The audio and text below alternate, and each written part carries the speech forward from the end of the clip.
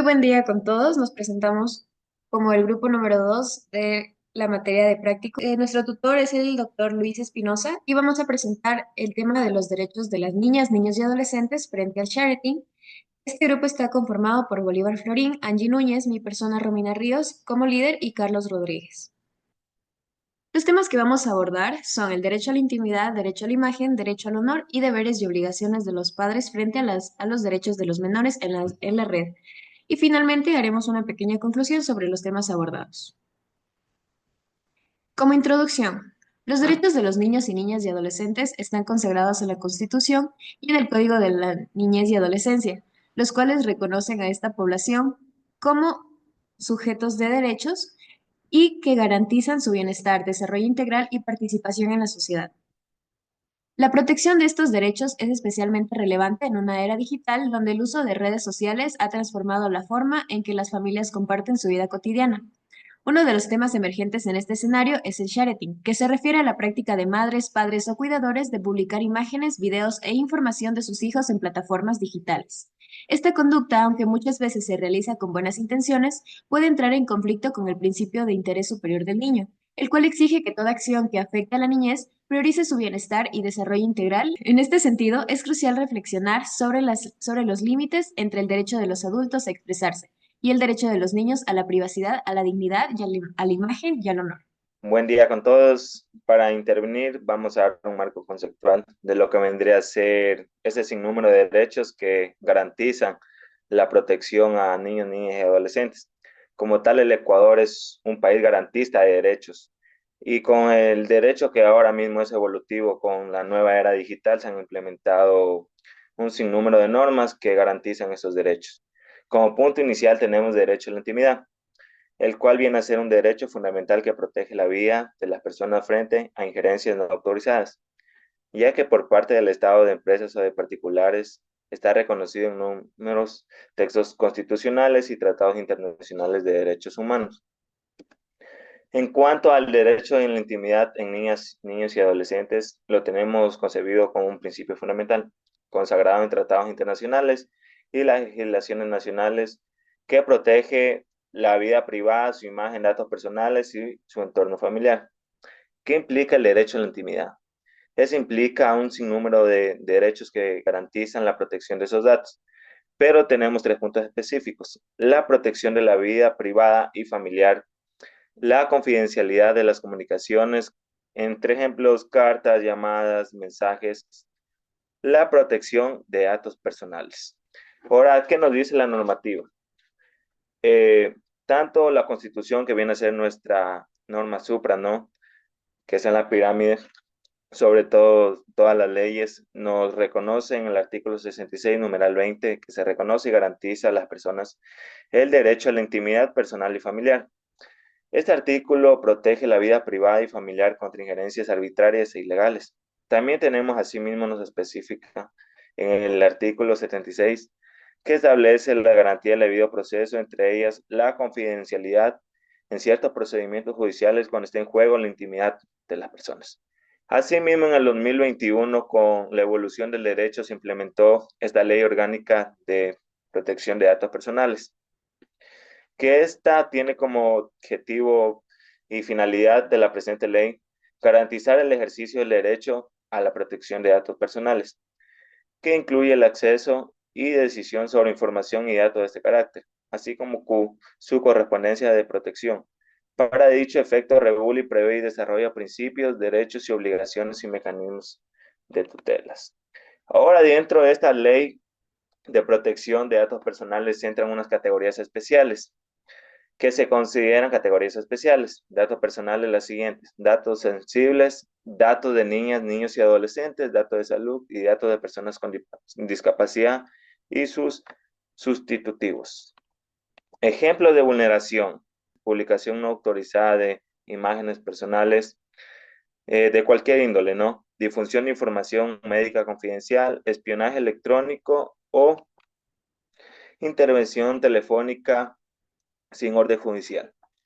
Ahora, lo que nos abarca a la normativa internacional, tenemos el Convenio sobre los Derechos de los Niños, que se celebra el 20 de noviembre de 1989, el cual recalcamos y hacemos cita al artículo 16, lo que nos dice que ningún niño será objeto de injerencias arbitrarias o ilegales de su vida privada, su familia, domicilio, su correspondencia, ni ataques ilegales de su honra o reputación. El niño tiene derecho a la protección de ley contra injerencias o ataques. Hasta aquí mi intervención. Gracias. Muy buenos días. Yo les voy a hablar sobre 4 puntos importantes en relación al derecho a la imagen de niños, niñas y adolescentes en el Ecuador. Como primer punto, tenemos la definición del derecho a la imagen en el ámbito de los menores de edad. El derecho a la imagen es una manifestación del derecho a la intimidad, a la privacidad y a la identidad personal. En el caso de los niños, niñas y adolescentes, este derecho adquiere una protección reforzada en virtud de su condición de persona en desarrollo y del principio del interés superior del niño. Como segundo punto, tenemos el análisis del impacto de la difusión en la integridad y el desarrollo de la personalidad. La imagen de un niño o un adolescente no es un simple dato gráfico, sino un componente esencial de su identidad personal.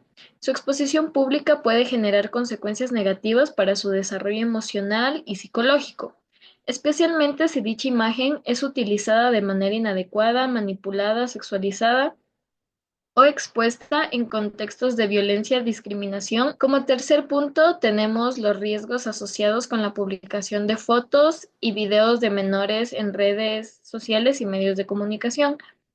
Bueno, en la era digital, la publicación de imágenes de menores en redes sociales o medios de comunicación representa un riesgo significativo, entre los cuales se puede mencionar este, 3 puntos importantes. El primero es la exposición a delitos cibernéticos como el grooming, la suplantación de identidad o la explotación sexual en línea. Difusión sin control. Una vez publicada la imagen, puede ser replicada, manipulada o compartida indefinidamente sin el conocimiento ni control de los padres o del propio menor. Y la vulneración de su derecho a decidir. Publicar imágenes sin considerar la opinión o voluntad del menor limita su autonomía progresiva. Como cuarto punto, tenemos las estrategias para proteger el derecho a la imagen de los niños y adolescentes en entornos digitales y físicos. Bueno, para salvaguardar este derecho se deben implementar medidas jurídicas, educativas y tecnológicas. La primera es el consentimiento informado y responsable. Toda publicación debe contar con autorización expresa de los representantes legales y siempre que sea posible considerar la opinión del menor. Configuración de privacidad en redes sociales. Esto nos dice que es importante limitar el acceso a perfiles personales y restringir la visibilidad de publicaciones. La formación y sensibilización.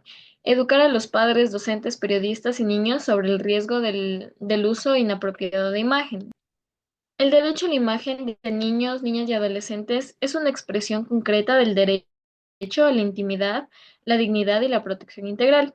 Este derecho se encuentra protegido en la normativa ecuatoriana y en nuestro marco jurídico nacional, en la Constitución de la República del Ecuador, en los artículos 44 y 66. Pues básicamente estos dos artículos reconocen que niños, niñas y adolescentes gozarán de los derechos comunes del ser humano y específicos de su edad y que el Estado les garantizará el pleno ejercicio de sus derechos. En el Código de la Niñez y Adolescencia, en su artículo 52, 53 y 54, básicamente nos explica y nos dice que el derecho a la identidad personal, pues se debe reconocer que la imagen es parte de la identidad del niño o adolescente y por tanto su utilización es bastante protegida y restringida. Y en el marco internacional, que es vinculante para nuestro país, Ecuador, nos habla sobre la Convención sobre los Derechos del Niño, que en su artículo 16 y 17, pues también reconocen el derecho al niño a no ser objeto de injerencias arbitrarias o ilegales en su vida privada, incluida pues su imagen. Y por último, las observaciones generales del Comité de los Derechos del Niño en su observación general 12 y en su observación general 25, nos habla sobre la manera de reforzar la participación del niño en las decisiones que le afectan, incluida la utilización de su imagen. Muchas gracias. Como tercer tema tenemos el derecho al honor. El derecho al honor es un derecho fundamental relacionado con la dignidad, el respeto y la buena reputación de una persona. En el caso de los niños, niñas y adolescentes, este derecho cobra una importancia mayor ya que se encuentra en pleno desarrollo de su identidad, autoestima y percepción social. El honor se refiere al respeto y consideración que una persona tiene de sí misma y que espera de los demás. Este derecho está reconocido en normativas nacionales e internacionales, como lo es el Código de la Niñez y Adolescencia en Ecuador y a su vez en la Constitución del Ecuador del 2008. El impacto del daño al honor en el autoestima y desarrollo emocional de los niños, niñas y adolescentes. La vulneración del honor en niños y adolescentes puede tener consecuencias significativas en su desarrollo emocional. La exposición a situaciones que menoscaben su dignidad pueden generar sentimientos de vergüenza, inseguridad o aislamiento, afectando su autoestima y bienestar psicológico. Estas experiencias pueden interferir en su desarrollo social y académico, y en casos graves, conducir a trastornos emocionales. Cuando se vulnera el derecho al honor de un menor, los efectos pueden ser profundos y duraderos. Algunos de los impactos incluyen baja autoestima, el cual abarca humillaciones o comentarios negativos que pueden recibir los niños, niñas y adolescentes, provocando sentimientos de inseguridad, menos valor o rechazo. Por otro lado, tenemos también la ansiedad y depresión. El estrés provocado por el juicio o rechazo social puede desencadenar trastornos emocionales. Finalmente, el entorno escolar y el aislamiento. La exposición negativa, la vergüenza o miedo puede afectar el rendimiento académico o evitar actividades que integren a más personas. Tenemos algunos ejemplos de situaciones donde se vulnera el derecho al honor. Por ejemplo, tenemos el ciberacoso, el cual es la difusión de memes, burlas o comentarios ofensivos hacia niños, niñas o adolescentes. Por otro lado, el acoso escolar con exposición pública, grabar y subir a redes sociales peleas escolares, situaciones humillantes o comentarios despectivos en público o en redes. Finalmente, las publicaciones en redes sociales sin consentimiento, que esto también se puede deducir como sharing, el cual se define como padres que comparten imágenes o videos de sus hijos en situaciones de castigo, llorando o íntimos, como lo puede ser grabarlos durante un baño.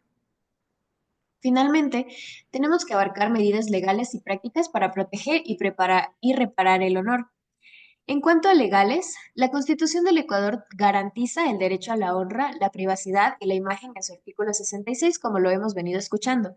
A su vez, el Código de la Niñez y Adolescencia protege el derecho al honor y a la imagen de los niños y prohíbe expresamente la exposición que afecte a su dignidad. Sin embargo, tenemos que aplicar estas leyes o nuevas leyes que puedan sancionar la difamación, el acoso y la difusión no autorizada de información personal. En cuanto a las prácticas, el consentimiento informado es un elemento fundamental y recomendable para consultar a los niños antes de publicar algo que les involucre. La educación digital también es un punto fundamental, ya que promueve el uso responsable de las redes sociales, tanto en adultos como en jóvenes. La eliminación de contenido perjudicial. Solicitar a las plataformas digitales la eliminación de contenidos que vulneren el derecho al honor. Y por último, y no menos importante, el acompañamiento psicológico. Si bien es fundamental contar con apoyo terapéutico para ayudar a reconstruir su autoestima. Eso en cuanto a mi intervención. Como siguiente punto, hablando sobre los deberes y obligaciones de los padres frente a los derechos de los menores de edad en la red, hablando más un concepto general y un análisis más centrado, tanto en la red se refiere al conjunto de responsabilidades que tienen tanto legales, éticas y sociales sobre los padres para poder garantizar el uso seguro, responsable y adecuado del Internet por parte de sus hijos menores de edad, respetando al mismo tiempo sus derechos fundamentales como la intimidad, la libertad de expresión, la protección frente a contenidos inapropiados. Esto implica tanto un equilibrio entre proteger al menor y respetar su autonomía digital a medida que éste va creciendo con los años. Hablando un poco de los derechos de los menores de edad en la red, aunque sean menores de edad, los niños y adolescentes tienen derechos reconocidos en el entorno digital, así como el derecho a la privacidad y protección de datos personales, que habla un poco de tener en cuenta la vida personal del menor dentro del entorno del Internet. El derecho a la educación y acceso a la información, lo cual son derechos básicos, derecho a la libertad de expresión, derecho a protección contra el ciberacoso, la explotación y otros riesgos.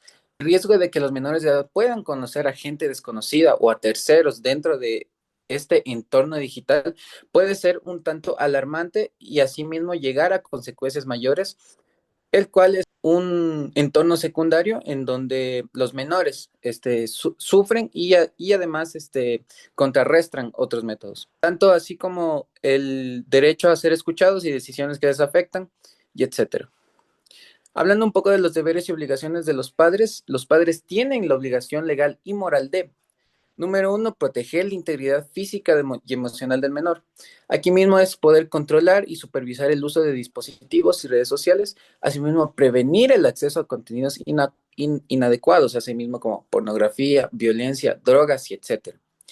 Número dos, educar el uso responsable de la tecnología.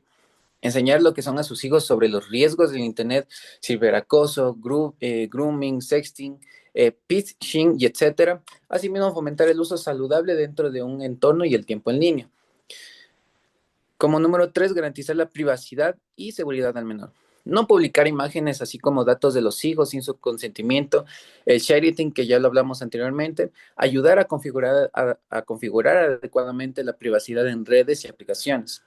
Como número 4, respetar su desarrollo progresivo, adaptar el nivel de control de edad y madurez del menor, escuchar sus opiniones, permitirles mayor autonomía digital con el tiempo. Y número 5, colaborar con autoridades y centros escolares. Como tal, estar atentos a signos de problemas, como lo que son el aislamiento, el acoso, cambios de humor, y participar en programas tanto de educación digital y prevención. Primera conclusión, en cuanto me concierne a mí del derecho a la intimidad, tenemos que recalcar, que tenemos que tener unos principios implantados que siempre tienen que estar, como son principios de consentimiento, finalidad, proporcionalidad, calidad de datos y confidencialidad. Entonces, dando como base estos principios, podemos concluir que el derecho a la intimidad de niños, niñas y adolescentes es un pilar fundamental para garantizar su desarrollo integral y su dignidad y su autonomía progresiva.